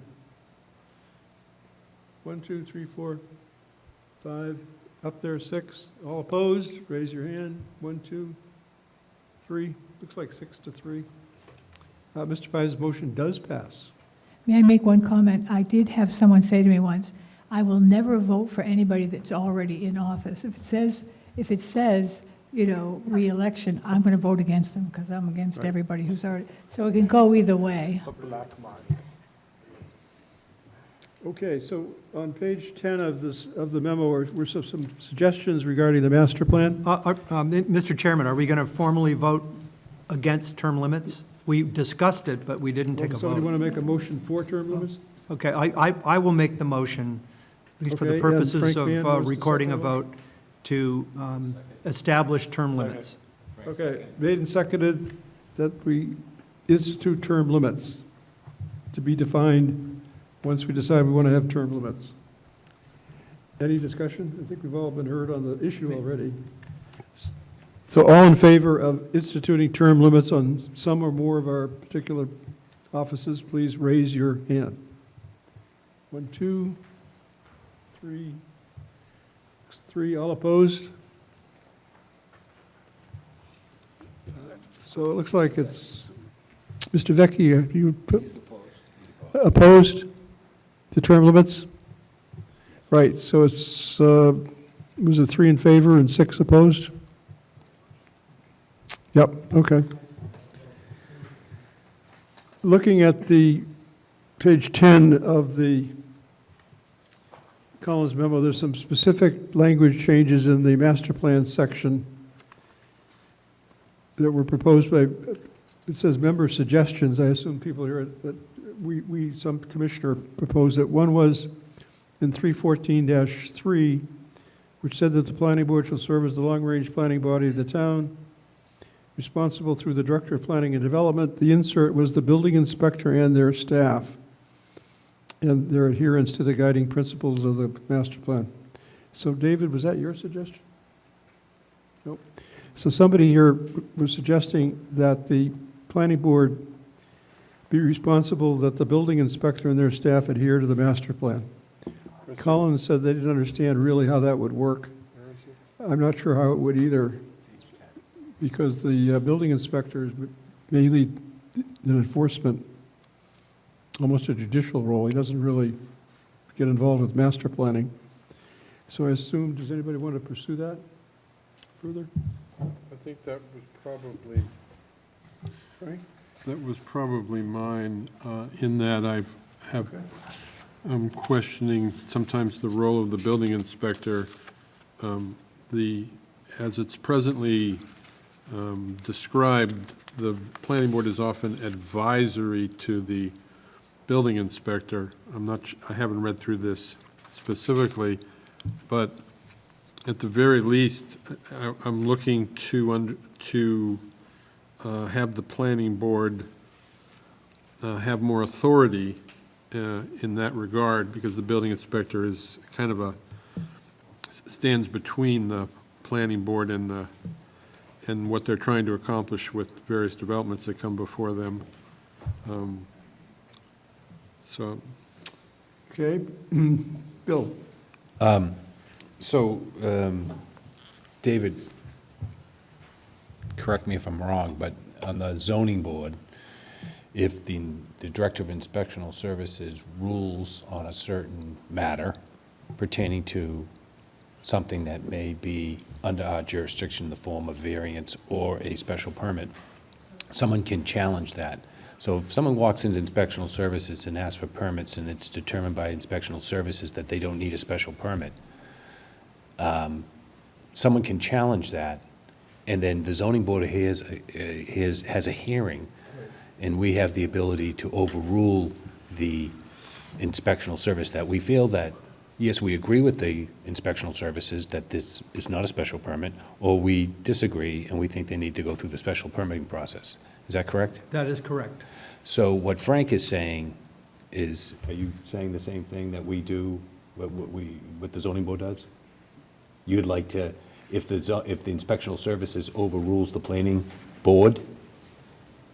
What were you Well, saying? I'm trying to, what you mentioned sound very familiar with what we dealt with on ZBA. Yeah, well, I'm trying to assert is that the building inspector, though I'm not sure exactly how the town organizational chart works in that regard, shouldn't be able to supersede or subvert what the planning board may want to accomplish on his or her own. And that is the case right now, and that is the building inspector has, in some instances, issued permits before the planning board has been able to review site plans and things like that, that subvert our ability to make choices or put conditions on. It's too late for those conditions. So I was hoping to, in this one instance, so I think they're understanding it in their description here, but in this one instance, I'm trying to show a chain of command in a way that the planning board must be at the top of that, the elected board of the town, and through the planning board, through the departments and the building inspector and all, they're trying to accomplish their goals. I'm not sure. Frank, if I may add here, it just seems to me that the building inspector and their staff have more of a policeman role. I mean, they're basically enforcing, checking to see if something's in accordance with zoning. I don't think they have a role to try to see if something follows the master plan. That's getting into a subjective, a judgmental. They're more, and you don't want an adjudicatory or somebody who's making decisions. Right. Well, the language is such that it's hard to say whether it's giving more authority or less authority to the planning board in this language. But I would like to see it very clear that the planning board is, the beginning, where the direction is coming from. But are you going to say to the building inspector that he should approve something because not because it's zoning requires it, but because the master plan requires it? Well, that it should be, I would like to see the master plan throughout this in more force so that everyone understands that they need to adhere to the principles of the master plan at a baseline before they move ahead with any decisions or issue permits and things like that. So I'm not sure this accomplishes that, but I think their description of what I'm trying to do or what I'd like to see happen is accurate in terms of the master plan. I agree with Frank. Can you put that into a motion, Frank? Yeah. So that, is there a way you can put that into a motion? Betsy, do you see where we are? We're on page 10, that one change? Page 10 in the, I have that right here. Frank is talking about 314-3 in the reference to the building Right. inspector. But how is he going to strengthen it? That's my The fact that the planning question. board is responsible having the building inspector comply with the master plan. Yeah, I think that's probably where this should come from, not necessarily the planning board saying, hey, what we say goes, but that if the master plan is adhered to, and I think that's the case, and if the master plan is accurately written and enforced, that there would be certain actions that would be untenable, would not be allowed, or would not seem to fit into what that direction is. I don't know, Bill, it seems to me that it was like saying that some act, although it's a violation, a clear violation of a statute, because it conforms to our U.S. Constitution, should therefore be legal. You know what I mean? It just doesn't, as a way of, so a person knows whether something they're doing is legal or not, you gotta have a standard. You can't, the master plan is great, but it doesn't really, it's not a set of laws. It's more principles and objectives and goals and all that stuff. Anyways, does anyone want to pursue this and add the building inspector here? So 3-14-3, Collins has, with the underlined in bold, that's the change, these are the additions. Yes. And Frank, you are saying, so they're adding the building inspector and their staff. Did you see that? Yes, Okay, yeah. and is that what you were looking for, or you were not looking for? No, It wasn't there before, it's I'm now not, there now. I'm not sure the language is clear as to what the intent is, but I was hoping to put the building inspector in there as someone that also needs to adhere to these directives and adherence to the master plan. And then 314.4 has it more clearly, the planning board should develop and maintain a comprehensive master plan which in coordination with the town zoning bylaws shall be the guidance department for departmental duties under section. That change was not controversial, we made it. Yeah. Yes. So I was just, do you think you could come back, did you want to take some time on 3-14-3 to come up with a sentence that makes you feel comfortable, you can come back to us, or? Yeah. Okay. Yeah, I definitely would like to do that. why don't I we- think some of the other languages is exactly what I would hope for. Okay, so we'll bring it up again next meeting, Okay. Frank, on the first paragraph of 314-3. So I did have one question with Yes. Collins. We did talk about this, that we're calling for a higher frequency, higher due diligence around our master planning process, making sure that it's built into the charter and these things are happening. When the thing that I don't know, maybe Collins can point me to the part of the charter where they may have suggested this, but when we're done with this planning process, I don't want that plan to just sit on a table. I know Frank is suggesting, and there's some other language directing people to implement the plan, but I think the planning process, when it's completed, should include, action item for zoning changes to make the planning, make the master plan a reality. That if we're gonna go through all this process of coming up with a master plan, at the end of that process, we should have an action item of suggested zoning changes to make that plan a reality, or more likely. So we keep making these plans, we put them on the table, that's as far as it goes. It's going to be So, implemented. so what I'm saying in this is, as we call for a clarification in the planning process to be more frequent, I did want to see some language there that reference that when the planning process was complete, that there were action items of suggested zoning changes to implement the zoning bylaws. Whether they get passed by town meeting or not, but there should be some consequence to this. There should be a consequence, there should be some sort of action item when we complete the planning process. We're suggesting these things happen. We should also have suggested zoning changes to make that plan, master plan more likely. This is what it says. Okay, That's the change. okay. Yeah, and I would just reinforce what you're saying, Mr. Chairman. I don't think the building inspector, well, I'll back up.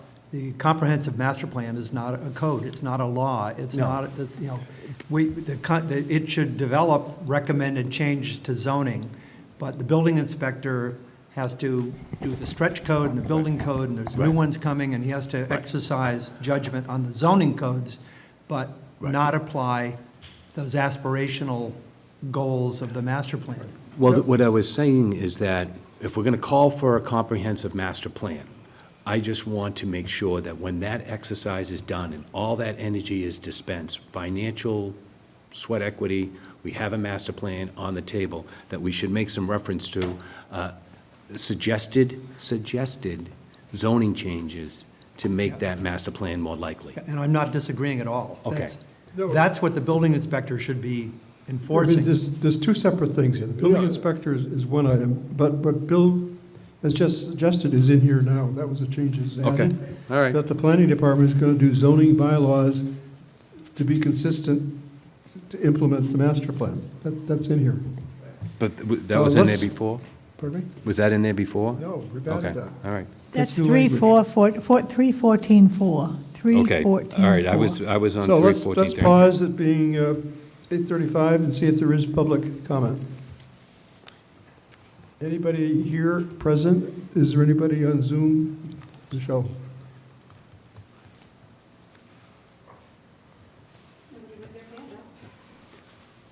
Okay, so we will, So I just want to ask Bill Cohen, do you feel that 314.4 is Yeah. strong enough to cover? You're No. asking for when the master plan is completed, that it triggers a bylaw review or something like that, right? I like it, that's even better, Betsy, where we talk a bylaw review, a suggested review of bylaws and suggested, I like that better, because this, Bill, you're right, it does say that coordinate with the town zoning bylaw, in coordination with the town zoning bylaw.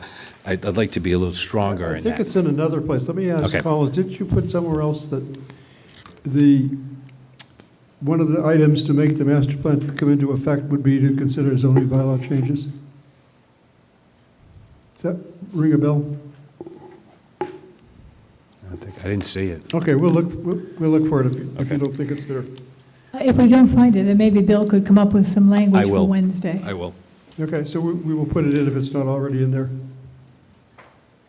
And just to clarify, those suggestions on 10 are all member suggestions, not Collins-centered suggestions. Just wanted to make sure people were aware of that.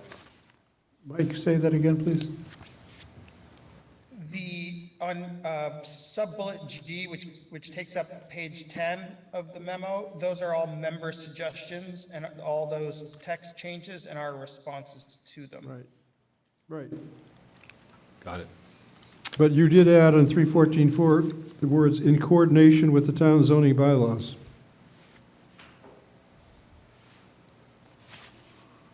No, she's shaking her head. There's a no from. Yeah, I believe that was Or also. I guess that was a member suggestion, that it's bold and underlined in 314-4.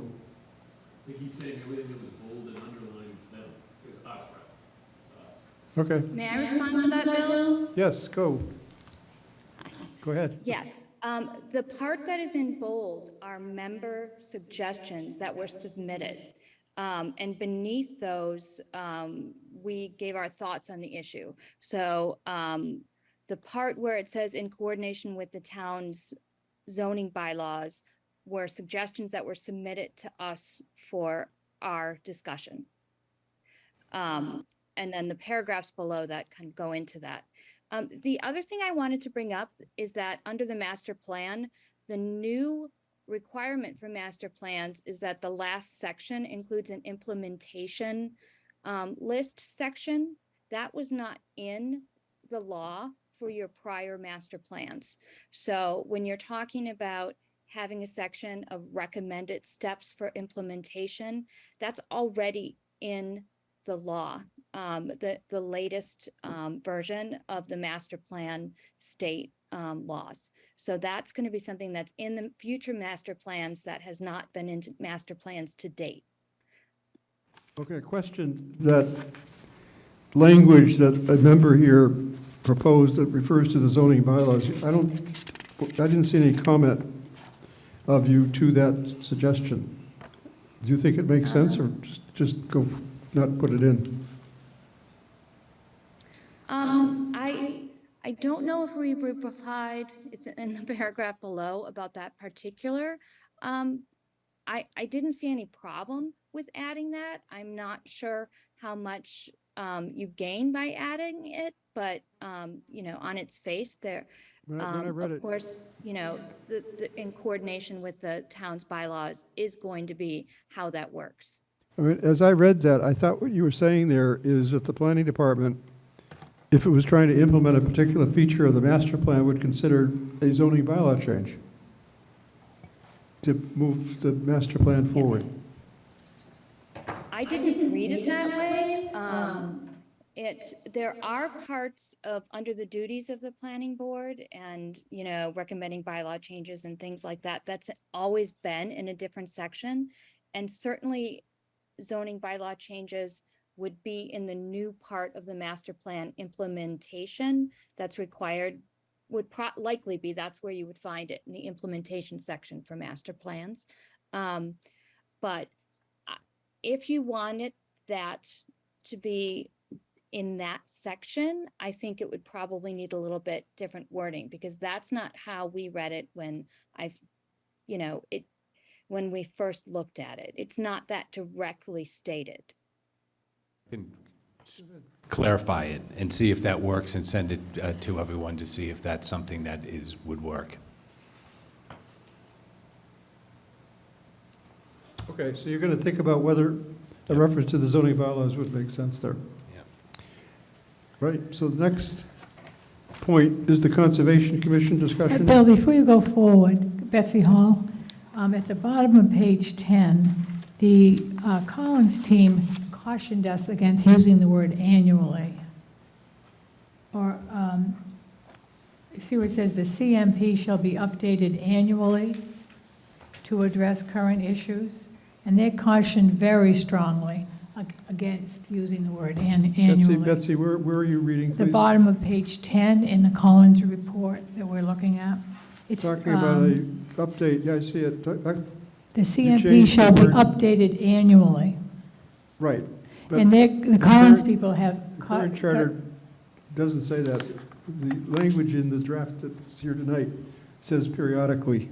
Oh, okay, just periodically. I don't think we were, Because I think their suggestion was not less than every 10 years, I think. Right. And I think that would be, okay, yeah, we did. We included the at least every 10 years. Okay, that's on the top of page well, 39. actually, the current language, Betsy, that this, I thought we discussed it, Okay, was yeah, it it should is. be updated at least every 10 years. Yeah, it is there. It's on page, I'm sorry, I missed it. It's on page 39 of the master plan draft for August Every 8th. 10 years. Yeah, it is there, at least every 10 years. Okay, Right, thank not you. annually.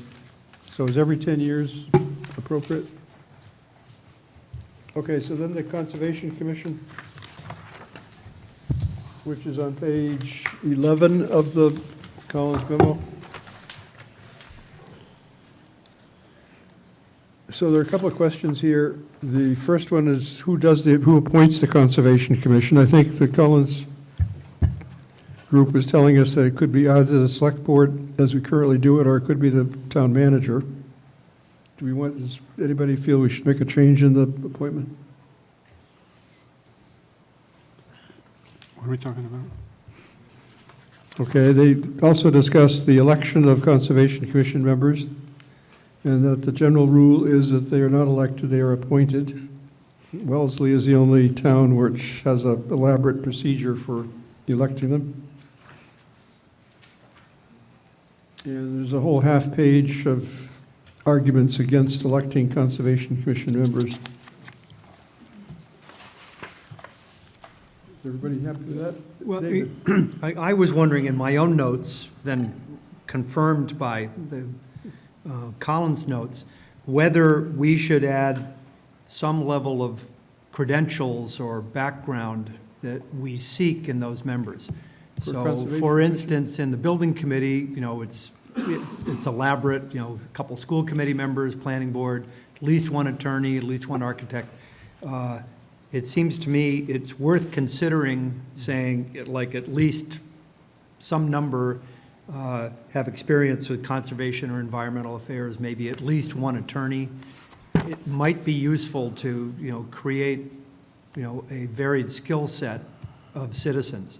Because our current, charter is silent, just 7 Yeah, members I with didn't see overlapping terms. a specific recommendation on that point. Perhaps we can ask Collins, did you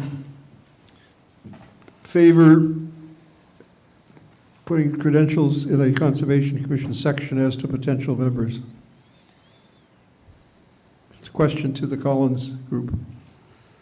I see all your arguments can- against electing them, but should we have a set of qualifications there?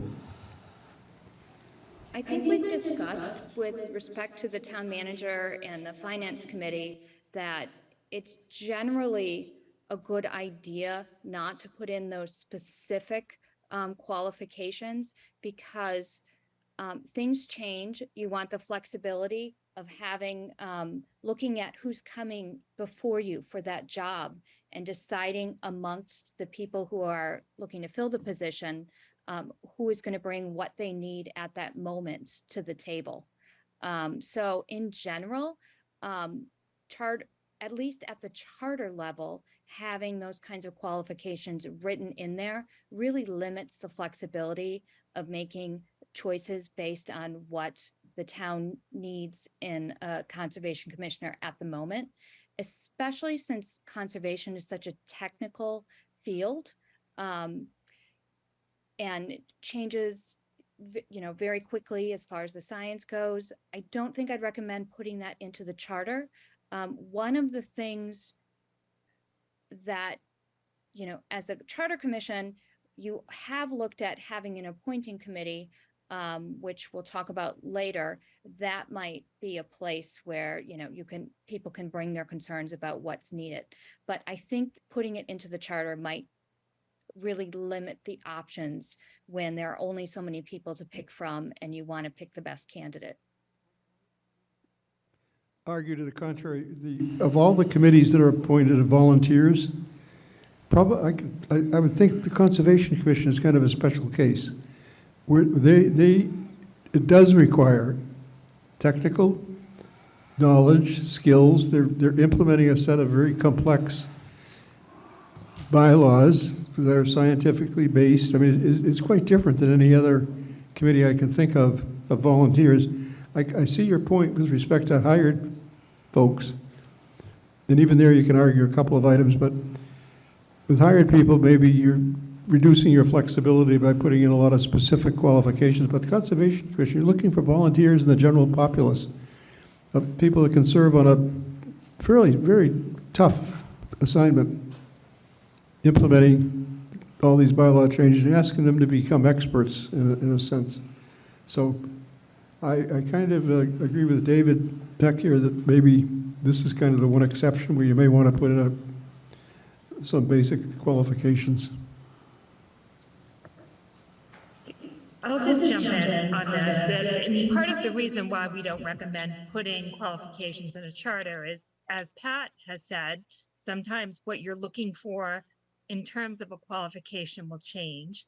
But other times, and generally speaking, we rely on those who are vested with the appointing authority to establish those qualifications prior to appointment.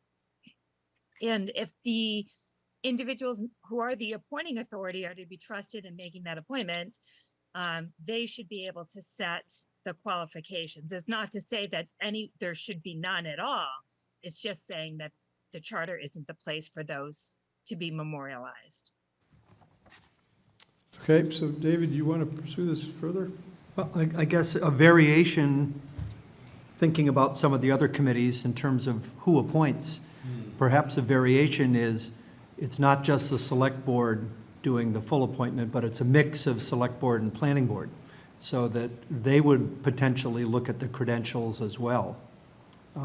Just a thought. One of the suggestions we're going to come to is it's actually the next item in the memo, is creating an appointment screening board, which would actually screen and vet candidates for appointments and presumably review the qualifications of the person for the slot.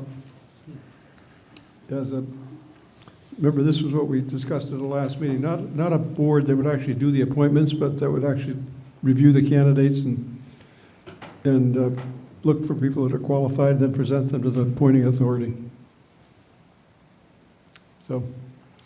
So the question, immediate question is whether we put anything in here regarding the Conservation Commission. Anybody else in favor of doing that? I'm in favor of putting in, excuse me, I'm in favor of putting in language that addresses, I may have missed something you said, but I'm in favor of putting in language that addresses all the appointments made by the various boards and committees. The two sections, there's two sections, as you mentioned here, a residence advisory committee or a board and committee appointment board. I think there are concerns that have been raised about the board and committee appointment board in that it might have conflicts with the general laws that require these, but in which case I'd be definitely in favor of what they call a residence advisory committee, which essentially reviews the potential candidates and makes suggestions as to who fit those in the best possible way. Then the select board has the final decision, but in order to go against the recommendations of this committee, they would need to justify that, I would hope. So if you look at the next page, 13, is the actual language for the creation of they're calling it, I guess, a residence advisory committee. I don't know, we may want to come up with a better name than that, but basically an advisory appointments board that will look at appointments, screen candidates with the qualifications that this board feels are necessary for the position, and then present it to the appointing authority, whether it's the select board or the planning board. That's all on page 13 there. Is this commission in favor of such a advisory appointments board? Or committee, I guess, it would be a committee. Yes. Larry? Not a big fan of some of the appointments recently made, but we elected them. You know, I mean, that's the purpose of having boards. If we, you might have heard me say this once or twice or 6 times before, if we don't like the appointments that they've made, there'll be an election next May and the May after that, and we can deal with it that way.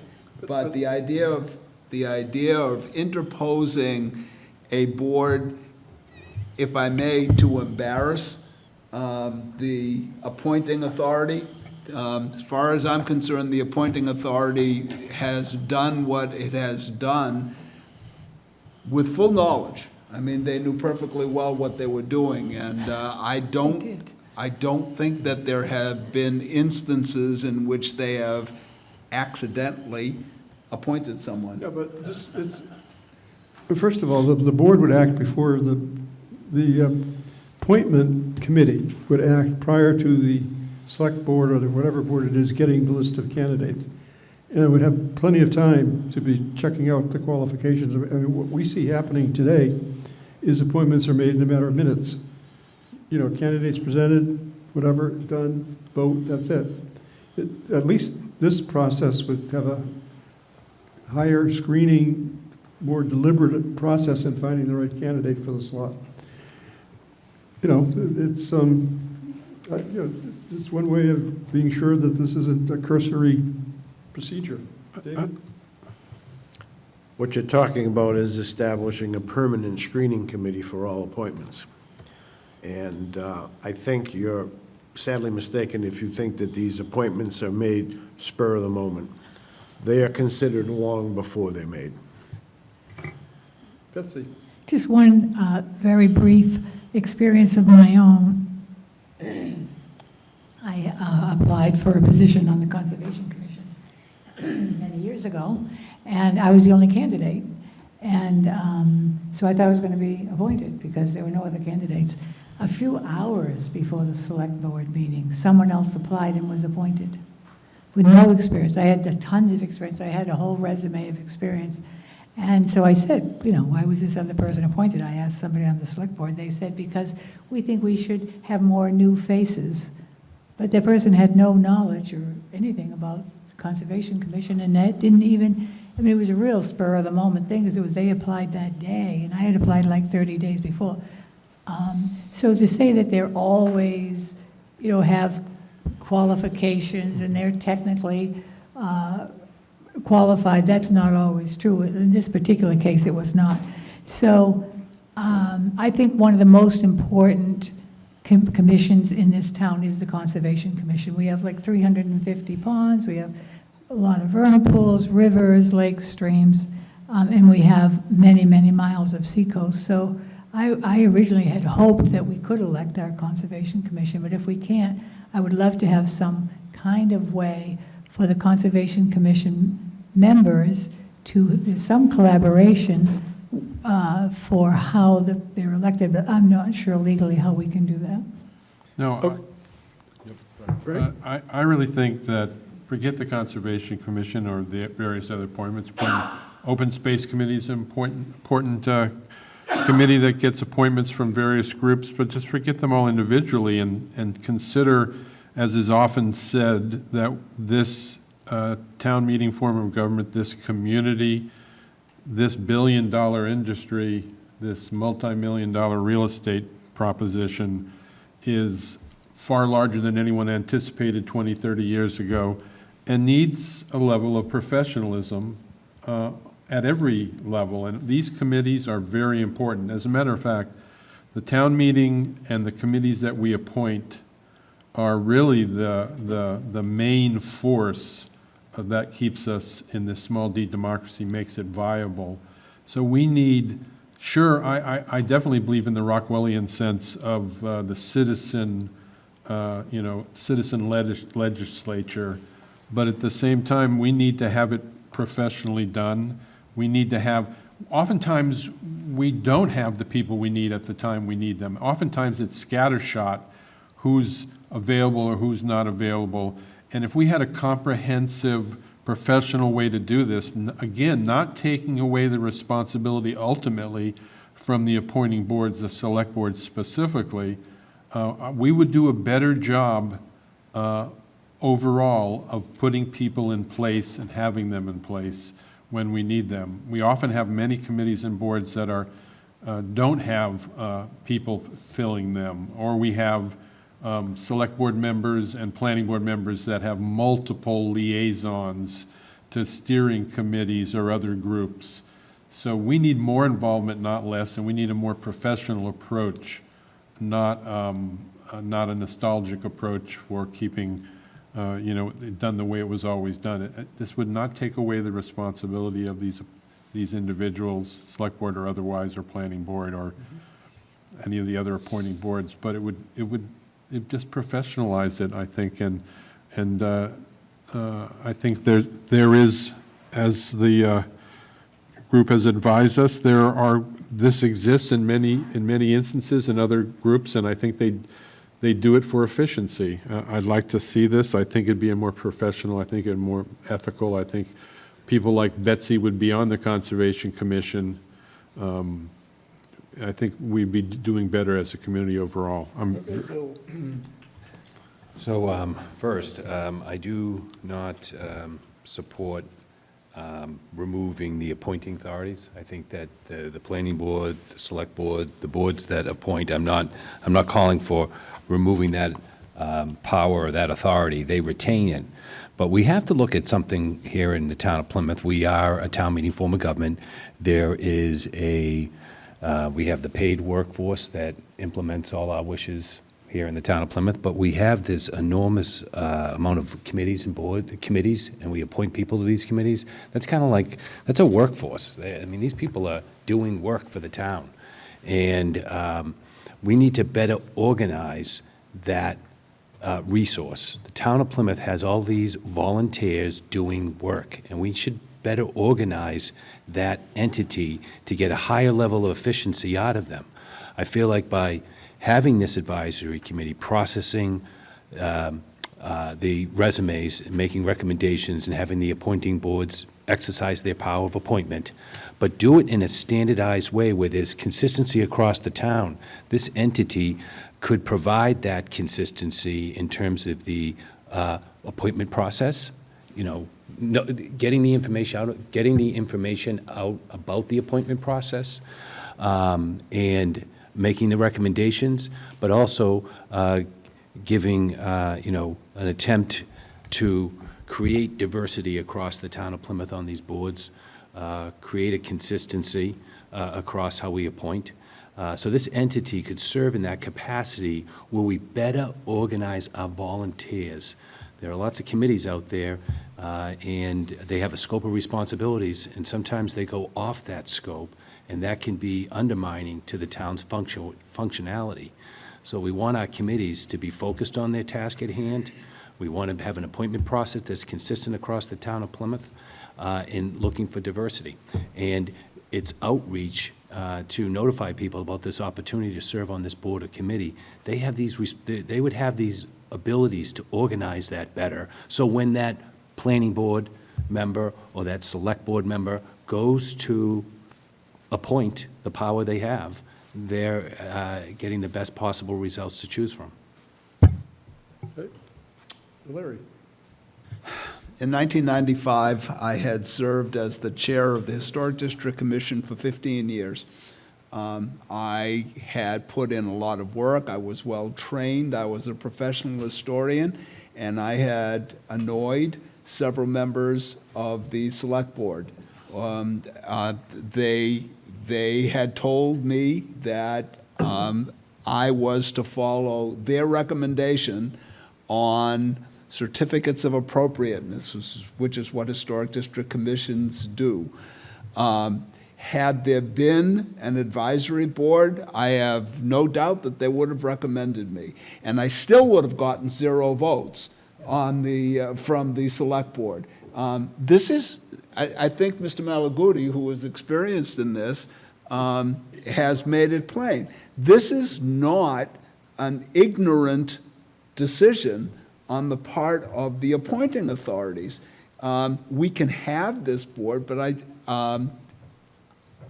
just seems to me to be a complicating factor. The reason that we give the power to the elected boards is so that they can put their feelings about what should be going on into place. I love what you say. It's absolutely true that from my vantage point, the Historic District Commission went off the tracks. That's not my call. It's the call of the Select Board. If the Select Board was accidentally appointing people, I would be very supportive, because I think your ideas sound wonderful. But I'm trying to avoid that, Larry. I don't want to affect the board's appointing authority. They can appoint whoever they wanted. I was just trying to think that if we do have an advisory entity. Your mic's not on. If we do have an advisory entity, it could better organize that process. In the end, it's up to the planning board. It's up to the Board of Selectmen. They will make the decision. Wrestling. Wrestling and then David? Sorry. Yeah, a couple things. And I think the operative word here is advisory board.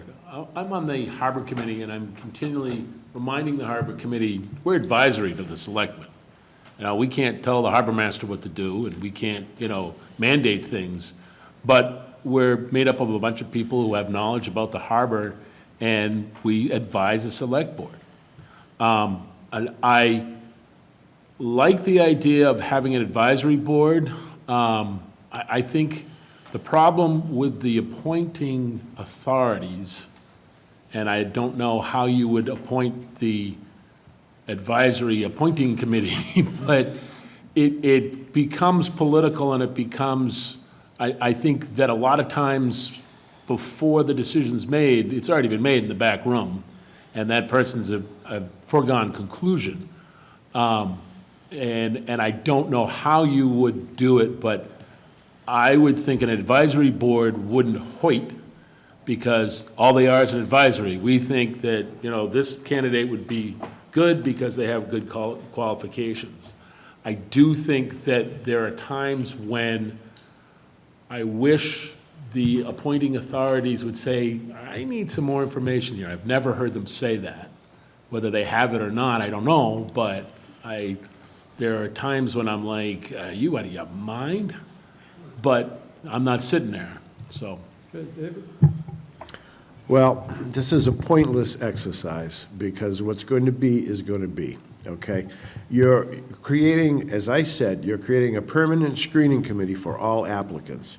That's going to take another staff person, so you're increasing personnel for nothing, because what happened to Larry is a travesty, but clearly, I wasn't, thank God, because I would have voted for him. And what happened to Betsy is a travesty too. But this person that applied at the last minute, that should not have been allowed, because there's a time limit. You apply, if you don't apply within the proper time limit, you're not considered.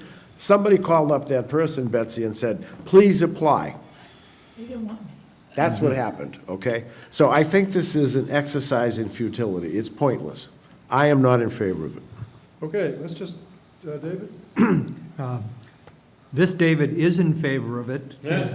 I will just say, I like the Watertown language, so Collins finding the water, because it talks about, you know, the process shall seek to appoint individuals with relevant expertise or experience. You know, it's a nice broad screening thing. My guess is that 70%, maybe even 80% of the appointments to our multiple committees, the select board or the planning board don't know them, or don't know them well at all, and therefore a screening process for their letter of interest and maybe a resume makes enormous sense. Because, as Betsy said, you know, we want the next generation. We want, in fact, just as an aside, I think the past election going to the 18 precincts, we got a lot of new, young, interested people involved in town meeting, which is terrific. And getting, you know, more young people to submit letters of interest and resumes to a screening committee, I think makes sense. Because we're always going to have the 20% or 25% where there are personal connections and resentments and getting even and kind of crazy things that happen. But most of the time, there are probably new faces, new experience, and you need some process to at least read the resumes, because often the appointing thing never asks a question. People are in the room, and then maybe they'll say, stand up and say you're interested, but there's precious little inquiry or examination by the appointing board, at least that I've seen, and where a screening committee would kind of, you know, we have it in the designer selection board that has interviews and kind of looks at resumes. So a screening process does hopefully cream rises to the top to make that recommendation to the selection committee. So I'm in favor. Okay, I think we're probably ready to take a hand vote on this, because I don't think it's So necessarily before we gonna be vote, could I just say one close. thing? Betsy? I'm imagining myself on Good. this advisory committee.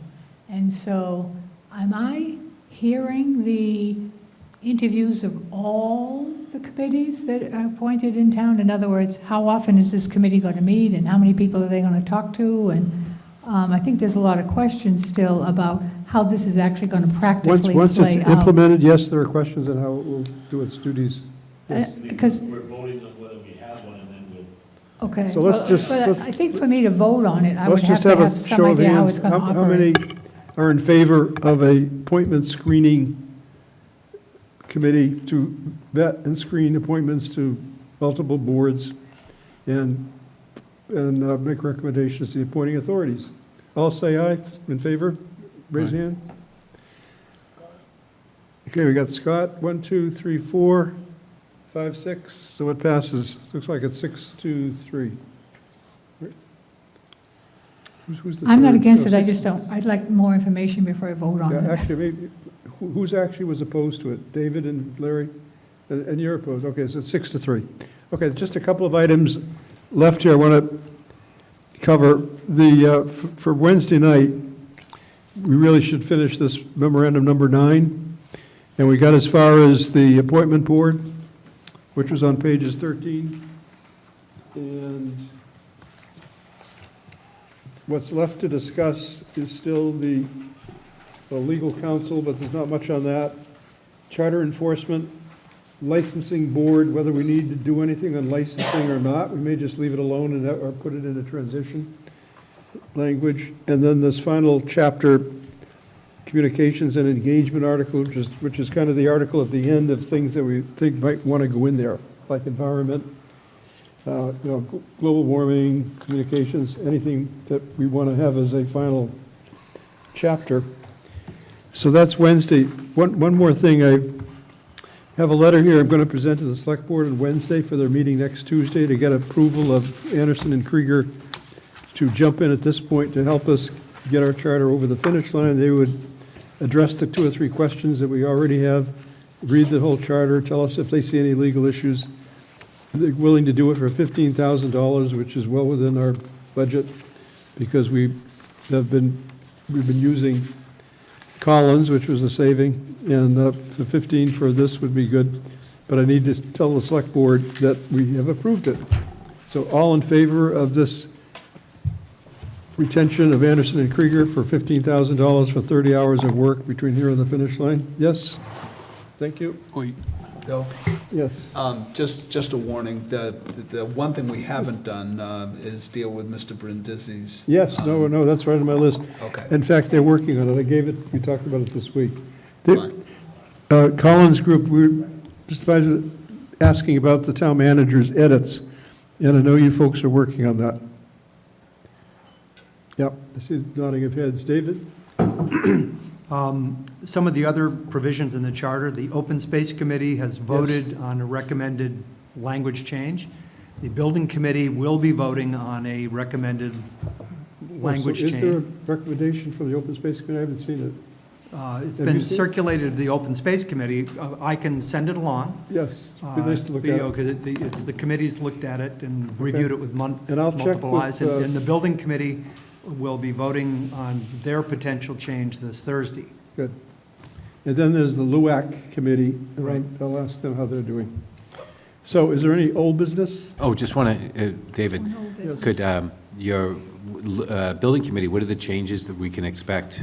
Can you summarize it? You're on the building committee. It's just clarifying who appoints, because the way it currently reads is the Select Board appoints everybody, but it also says 2 school committee members, 1 planning board member, who are effectively appointed by their boards, and then, not, so the Select Board really doesn't appoint those 3 individuals. So we're trying to Okay. just clarify who Okay. appoints.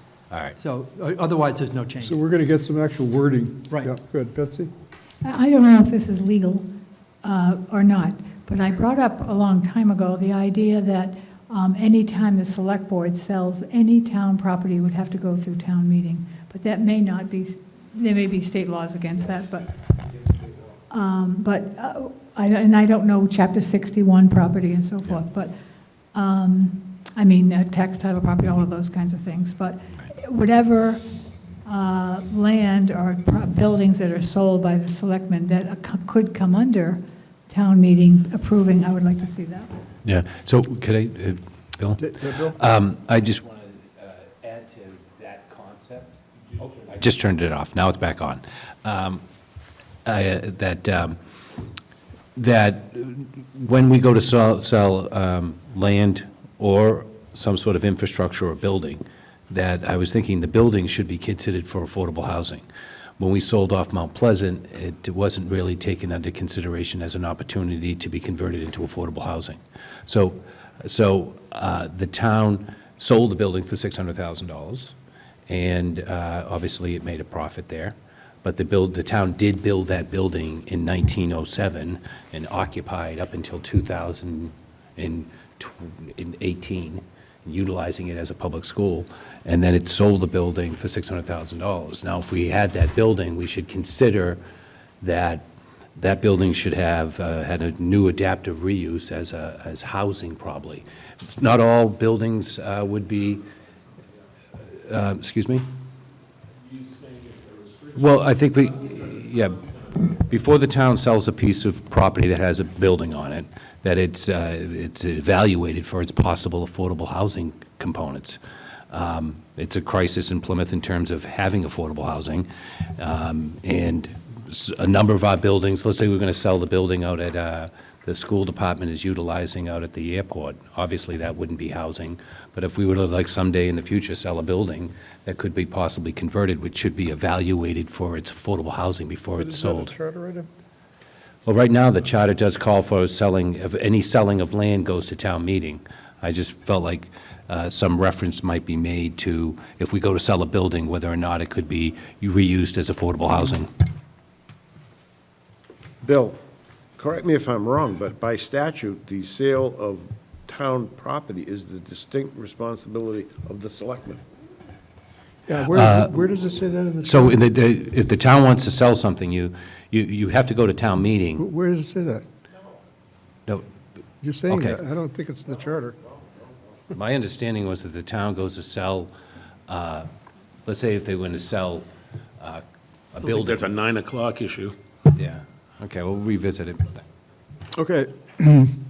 Any other old business? Motion to David? approve the minutes from July 18th? Yeah, we're going to do that next. Oh, okay.